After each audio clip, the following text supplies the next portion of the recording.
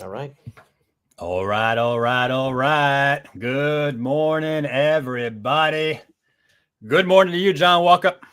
Hey, thank you, Noah. It's a good morning to you. Kind of cool, misty morning out today. Oh, it's going to get hot.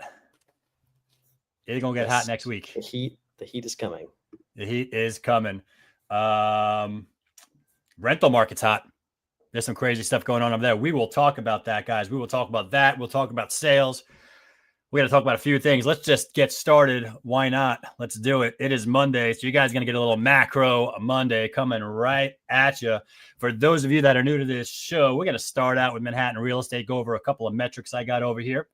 We'll go to a couple of macro topics, take a look at Fed, take a look at credit spreads, take a look at a couple of, I guess, national housing stats, stuff like that. And then we're going to circle back to Manhattan, and we'll take a look at the rental market, and see if there's any clues since the FAIR Act passed. There's some stuff going on over there. Interesting stuff. But let's start with the sales market, Johnny. Okay. Please, for those of you that are interested in asking us questions, there's a live chat right over there. And for those of you that are traders, okay, any stock traders out there, please do not trade on anything we're talking about, because nothing here is financial advice. Okay. Okay. John, did I miss anything? No, thank you for getting those out of the way. Okay. A little housekeeping. All right. I want to start at the ticker right over here, guys. We're in the market snapshot, Manhattan ticker, 1 month. We're looking at 30-day trends. I like to start this way every week. In terms of supply, we're at 1382. So we're looking at what? We're looking at May 17th to yesterday. Okay. That is supposed to be at 1386 for the end of the month. We're already at the average. So I have a feeling we're going to end up light this month. I don't know. Right, John? It's supposed to decline the next couple of weeks. It is. It's been, supply has been pretty much clockwork. So it'd be interesting to see if it comes in light. Have to keep an eye on. But look, I mean, it's summer, so you kind of start June heavy, and then the new listings really start fading quickly. This week, next week, etc. Yeah, and I'm just going to go to a new listing chart here and take a look, guys. Look at the blue line. Okay, you guys could do this in the chart room. The blue line is actual supply that came on from the industry that month. The orange line is the seasonal average, where we're supposed to be that month. So, let's just make a note. The last 3 months, we saw a lot more supply come on than is typically average. And then we go back to here, and it looks like we're at the average halfway through the month. So yeah, I don't know. We might end up a little light. We'll see. Keep an eye on that. I don't know if anything's changing in the sales market, but we'll watch that. Contract signed, our measure of demand, 919 deals signed in the last 30 days. Again, May 17th to June 15th. That is supposed to be at 1,055. So that is most definitely coming in light. As you guys probably know, we shifted to this new lower level, and we're not having the best close in terms of the sales market, unless something's happening right now that I don't know about, John. Percolate. I mean, look, it's entirely possible. I think last week was a bit of a stronger week than some of the other weeks recently, the last couple of weeks before it. But again, I mean, look, it's the close of the spring season. So we're starting to get that batch of deals that have been negotiated, going through diligence. They're getting signed now. The question is, what's that pipeline hold? And I would suggest that if you're looking at the end of June pipeline, it's made up of deals that are signed in maybe early May, late May. Yeah, I don't know. Or you mean accepted offer, and then they get signed? Accepted offer. Yeah, toward the end of May, early June. It's like I don't really foresee a thick pipeline of deal volume coming ahead here. Yeah, and I see deal activity, guys. I mean, that's kind of what it felt like right there, right? That's April 4th, right? So that was our peak of the market, early April, late March, and then it's just been a kind of progressive, continuous decline. Stock market had a nice recovery, went right back up, but not our volume. It's interesting to see the pulse tick a little higher. The pulse is looking at supply and demand, but it's looking at seasonality as well in terms of supply and demand. So where are we supposed to be in terms of that trend, and where are we? So that is telling me that supply is probably going down faster right now than demand, right? That's what that's telling me. So that's why that's ticking a little higher. I don't know how much we could look into that. I mean, if you're pinning your hopes on this little uptick to get a deal in the last couple of weeks, I don't know how much higher that's going to go. So the market hasn't given you what you expect or hope for. It's most likely a price thing, because this is as good as it gets for a couple months until after Labor Yeah, I Day. think, you're exactly right. We're sort of in this neutral channel, and I don't foresee us really breaking one way higher or lower. It's Right. just it's summer. Summer's here. Yeah, summer's here. All right, let's shift. Okay, guys, you guys can send any other questions with the market to us or to John at UrbanDigs.com. He loves to hear from you. Let's shift. Let's go to the macro portion of the program. Johnny, credit spreads. For those of you that are wondering, we're not talking about credit rates or credit score. That's not what credit spreads is. Credit spreads is looking at the spread difference between corporate bonds up here and U.S. Treasuries up here. What is the difference in the rate, in the yield of those two instruments? And that's always widening and narrowing. Okay. And if it's widening, that's bad. Let me just explain what this is right here.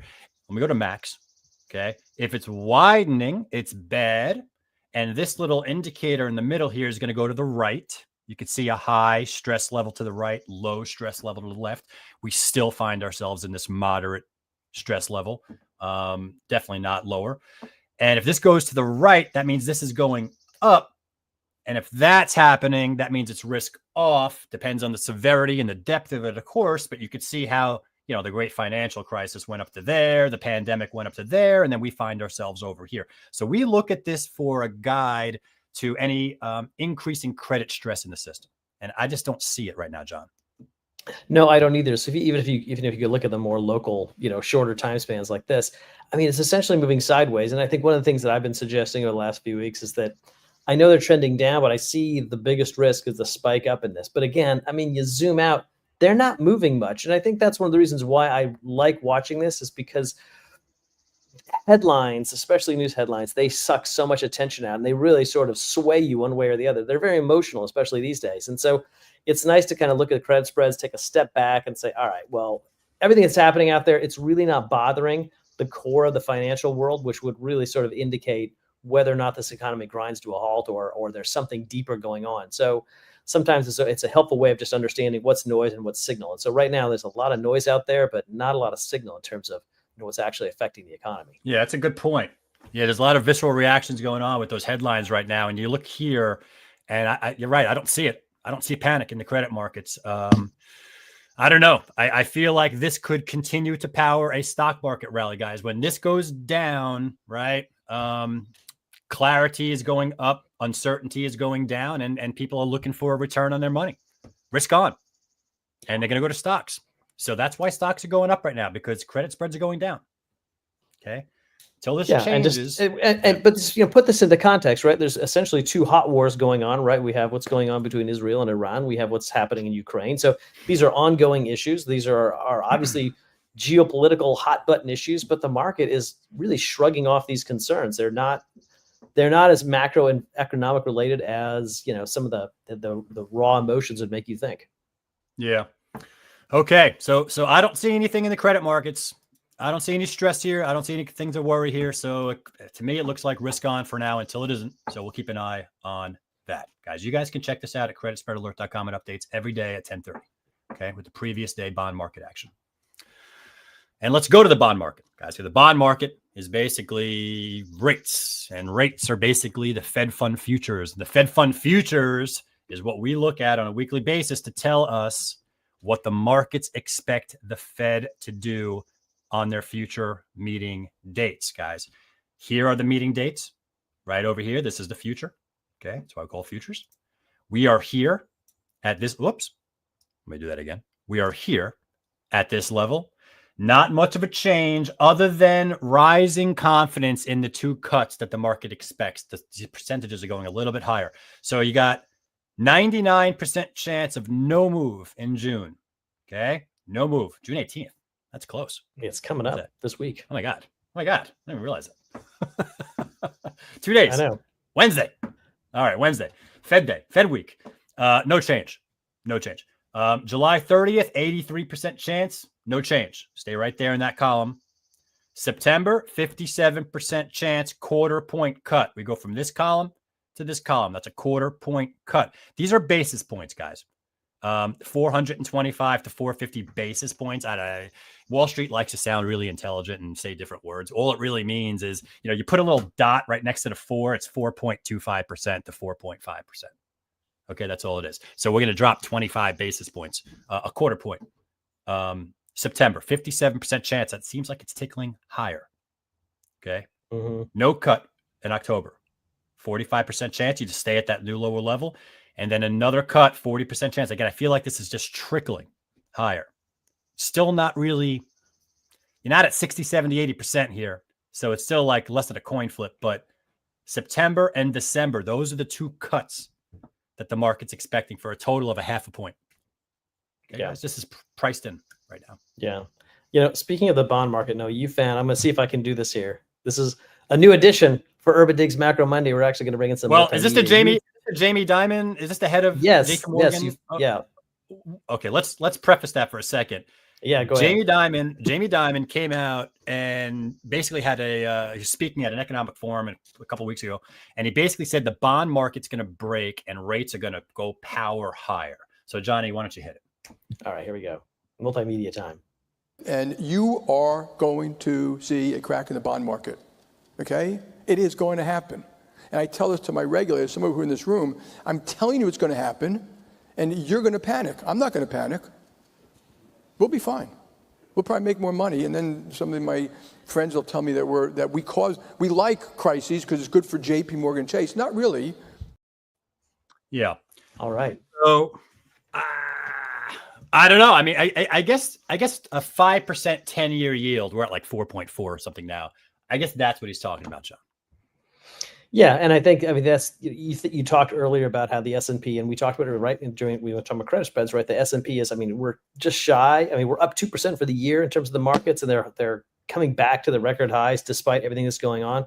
But that long-term rate, that 10-year rate at 5%, once it gets above that could be really an impediment to growth because it really starts calling into question a lot of the fundamentals that a lot of these companies are valued on because we've had such a low interest rate regime for a long time. And now it's been we've been up here for at least a couple of years at these higher rates. So we've had a chance for this to kick in, but going over 5%, I think would be like a new stressor, which would kind of bring everything back down. I think that's the worry that he's talking about there.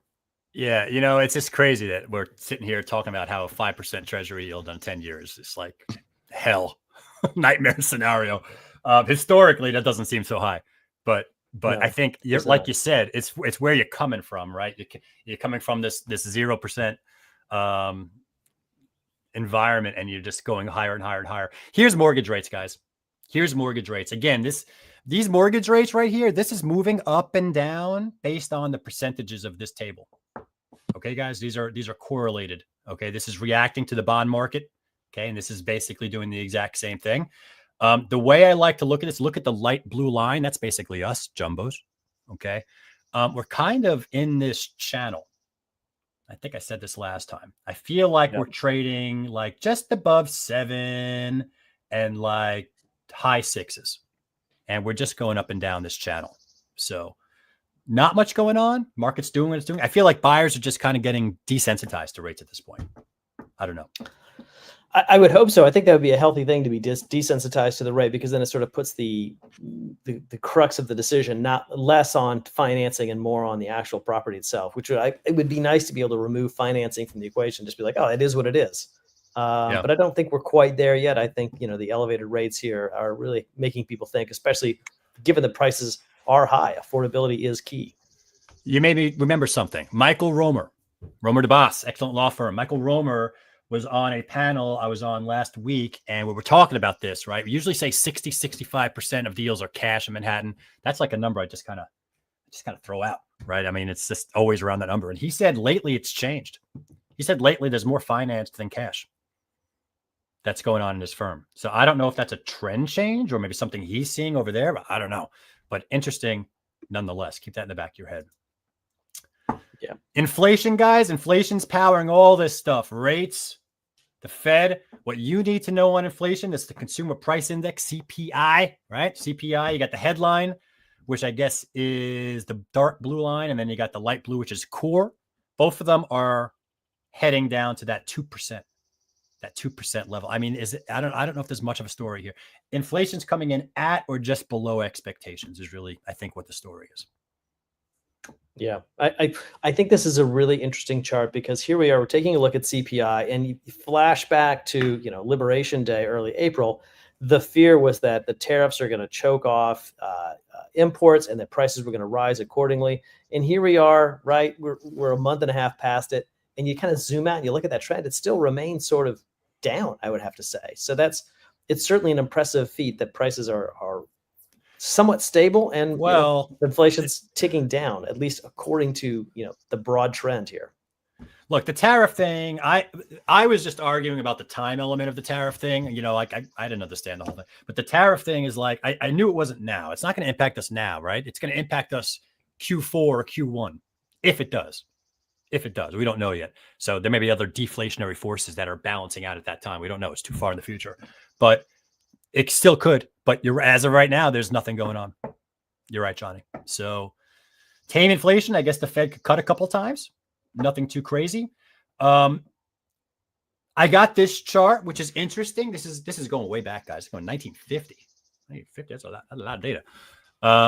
Should the Fed cut rates? One of the measures that Wall Street likes to look at is you take that CPI, and you take the Fed funds rate, right? The Fed funds rate's at 425 to 450. That's the Fed funds rate. You take the CPI, right? And then you get the difference, get the spread. That's what this is. Right. And we're at about 2% right now. Historically, look at that red dotted line. Historically, the Fed's at about 1% is the average. I know there's a lot of volatility going on here, but historically, the average is 1%. So the way to look at this is we're above the average, which means the Fed has room to cut rates. Not a lot, but they have room to cut rates, which again goes back to this table and what the markets are expecting. You got about 2 cuts for the rest of this year. This other stuff down here, too far out, too low percentages. Don't pin your reputation on that kind of stuff. Even this right here, September is 57%. That's not a gimme. Okay. So interesting stuff going on right there. John, what do you make of this, if anything? Yeah, I'm more interested to believe that the Fed has more room to cut when we're a lot higher over that line. First of all, it's kind of hard for me to see because it's like in StreamYard where we're streaming from, and it's even shrunken down. So I'm like squinting. So it's not I hope my eyes aren't going, but yeah, I would like to see the distance between the red line there and where the Fed's number is now a lot higher before I think, oh, they can just cut, almost for the fun of it. We've been talking about the idea of a normalization cut. I mean, I guess that was more of the conversation last year around this time. We didn't quite get it. There was, I guess, more room, but then, obviously stuff happened in the interim. So again, I think with the fear of stuff happening, I think the Fed is just, I don't think they're going to cut simply for the sake of it. I think they're going to remain very data dependent. I think they're going to want a reason to cut. So this to me is evidence that there could be a possibility for a cut, but I don't think it warrants a reason for a cut. Yeah, and even if you get the cuts, I don't know how many there's going to be before the market kind of just says, take it easy there. And the bond market, I mean, the mortgage market, I don't know how much lower mortgage rates will go. They might drift a little lower, but they're not going to go too much lower, especially if the rate cut campaign that the Wall Street's expecting 2, 3, 4, 5 only ends up being 2, and then they stop, and then they think about maybe raising rates. Like that's how things change really quickly. A lot of moving parts going on over here, guys. Don't start predicting mortgage rates. We don't know what's going to go on, but 2 cuts is what we're priced in. Okay. Yeah. All right. I found this. Okay. A lot of data and a lot of numbers. You guys can take screenshots of this if you can. I don't know how it shows up. I think, Noah, it would benefit us all if you just read line by line, just, start from the top left and just read across to the right. Just read it so we can all understand it. No, don't do that. There's a lot of stuff going on here. First off, I am focusing on the forecast right here on the right side. Okay. There's a 2025 forecast. There's a 2026 forecast, and they're basically looking at economic numbers. The first 4 numbers here is real GDP. That's GDP right over there. Then you got non-farm payrolls here. Then you got the unemployment rate. They got the unemployment rate at 4.3 and 4.3. There's nothing going on over there. They got construction. This is next level is construction. You got total housing construction. They expect a little bit of construction. Okay. Multifamily starts, single family starts. There's growth here. Very little growth. Okay. Home sales. That's the next one down here. There's 4,852, 5,000. They're expecting home sales pending sales volume, transaction volume to increase very, very slightly, like 3-4%. Nothing crazy going on here. Home prices is the next thing. They're expecting this year home prices to show 2.6% increase and next year 3.8% increase. Okay.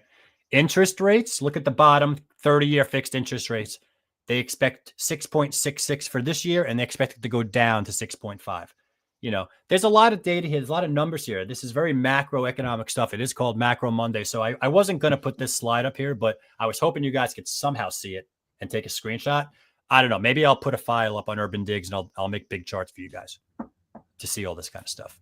If that's if that's more. Well, I think the interesting takeaway is they're expecting, and this is again national, right? U.S. housing forecast. They're expecting a price increase. Mortgage rates are essentially flat year over year. They're expecting a price increase, and I mean, one of the things we've been looking at on the national housing level for the last, 6 months or so, is the difference between what's happening in the Northeast and what's happening in the South and the Southwest areas, right? You look at markets in Texas, markets in Florida, they're starting to see a lot of supply go up. And so an imbalance compared to what's happening here. Yet the U.S. housing market forecast from Wells Fargo is actually calling for an increase in price. So it's interesting what's happening in the housing market, not only in our area, but also across the country, because there's just a lot of dynamics at play here. We have to figure out, I guess for us, it's just helpful to understand a lot of our customers also have, homes in other places. So it's helpful to sort of understand the context that all of this revolves around. A lot of stuff at play, very fragmented market, very regional market. I think there's one constant that's really coming through, is that the cost of owning a home has just been rising, and that tide has not rolled over yet, really. And I think it's happening in Manhattan too. I think it's happening in New York City too. Is the cost of owning is high relative to the cost of renting right now, right? Noam Newman was talking about that rental market. He said the math ain't mathing for a lot of people. So, this is already causing some housing markets to roll over, especially in like the South with insurance rates and all that kind of stuff. We're facing our own little kind of thing with our maintenance and all that kind of stuff. The policies, local law 97, all these things that buildings are going through is probably going to assessments, higher maintenance, higher everything. So that's affecting the sales market. It's probably one of the reasons why the sales market hasn't done a lot in the last 10 years. But according to Noam, that's going to change in a few years. It's just going to take time. Now it's the rental market. Yeah. So we had obviously last week the Fair Act happened. That was Fair Act. Talk about the rental market. And look, in 8 days we have a Democratic mayoral primary. So that's a primary for both parties, but really the focus is on the Democratic Party. And then you add in the idea of ranked choice voting. So you have some independents. Like, it's going to be a very interesting political season, especially for New York City, because there's a lot of revolves around, housing and the public sector versus the private sector. And, it would be really lovely if the next mayor basically let the private sector loose to help out housing. But I'm not quite sure if that's going to happen. So I don't know. Let's see. Yeah, I don't know. I still feel like policies they got a stranglehold on our markets for now. And I don't know if that's going to change much. But I do want to go over the rents, guys, because I want to share with you the data that we have. Let's just be completely transparent, guys. We don't have open listings. Okay. I don't have open listings. I'm not OLR. I don't have connections to 100 management companies tracking all that stuff. I can imagine what that's like. So the depth of our data is limited to REBNY, RLS, and Brooklyn MLS. These are our data sources. We use the standard MLSs here. We use Acris. We use the closings. So for this, okay, this is the REBNY, RLS, and Brooklyn MLS. We're looking at all those listings. We took a look at June. It's obviously incomplete. Guys, right? We're halfway through. But John, what'd you look at? You looked at all of the listings that were listed in June, right? In June versus May versus April. This is new listings, and what that median rent was, and that's a new record, $48.50. Well, right yeah, there. And what's really interesting is when you break it down. So if you look at daily listings coming in daily, and you kind of say, all right, well, what came in before June 10th? What came in after? Obviously, it was like around 4,800 or so before, like 5,300 after. It's like a 12% bump or so.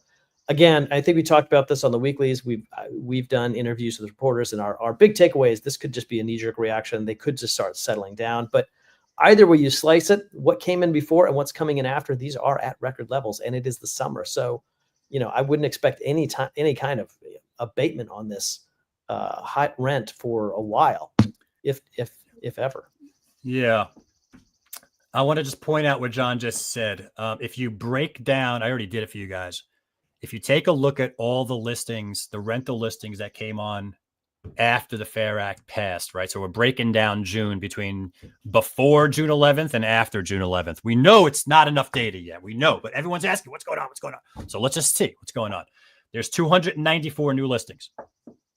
And when I add all those up, there you go. That's the 5,300 median price. Beforehand, it was what, 4,700? What was it before? Yeah, Johnny, right around there, like 4750, I think. Yeah. Yeah. And I also noticed about 1,000 less listings on our system since before the Fair Act. There was about 3,000 before. Now there's around 1,800 plus. So I don't know what's going on. Yeah, I think the inside baseball there is I think some had to get pulled to get put back on.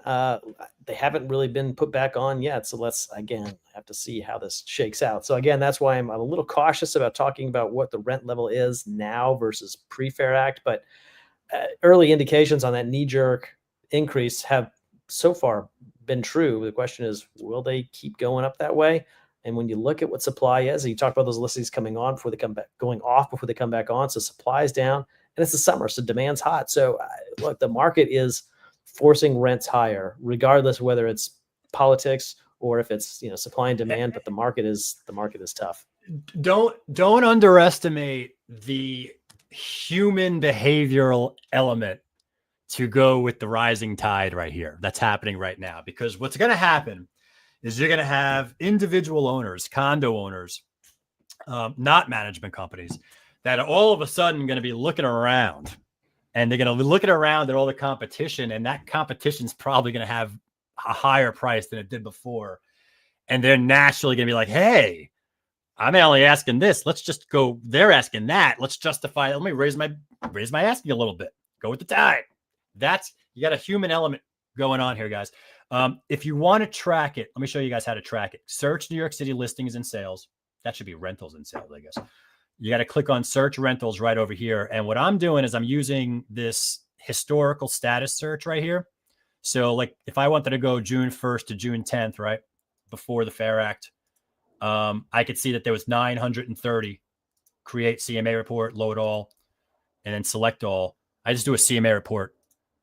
Okay. There's that 4,750 that John was talking about. And then when you go back to search, let's do save and add more here.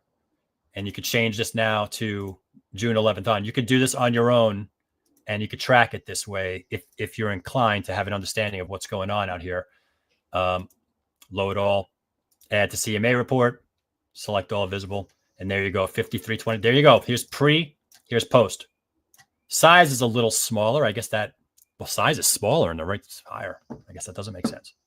There you go. I don't know how else to show it. Yeah, I mean, this is kind of how I'm viewing it. It's really day by day, because look, it's June 16th, so we have another 2 weeks to run in June. Yep. My guess is I don't know if we'll be able to hold that over 5,000 level. I think it'll probably come back down just as more rents come on. But either way you slice it, I mean, I come back to my original point, which is this is a tough rental market. And to your point, if the financing equation of sales is sort of just becoming taken for granted, like it is what it is, I wonder if this is going to push people into that entry-level sales market. Maybe the studios, one beds. We'll have to see how that plays out in the summer. Maybe this will be a busy summer with this. I don't know. I touch wood. I hope that there's business for everybody to go around. Yeah. And again, guys, I plug this all the time, guys. If you haven't watched this yet, watch this Noam Newman critical moment. He's talked all about this, and it's starting to happen. It's really, really, it's crazy to see how it's playing out right now. And again, he calls for the sales market to go sideways for a year or two, and then imagine the sales market in 2010, middle of 2010. That's where he thinks we are. It didn't really do anything until 2012. It's the rental market's time. So it's a lot of stuff going on, guys. Okay. Hope this is helpful. Any questions, Johnny? Final questions in that chat before we let people go? No, I don't see any questions here. Yeah, all good. Okay. All right, guys. Well, hopefully we touched on a couple of macro talking points that filled in your knowledge gap right there and gives you some clarity to go talk to clients. Other than that, you could always, again, that John at UrbanDigs.com. Just reach out to him. He'll help you out with everything you need. Okay. Thank you, John. I am Noah Rosenblatt. We're both with UrbanDigs. This has been Macro Monday, and we will catch you next time. Cheers, everyone. Thanks, everybody.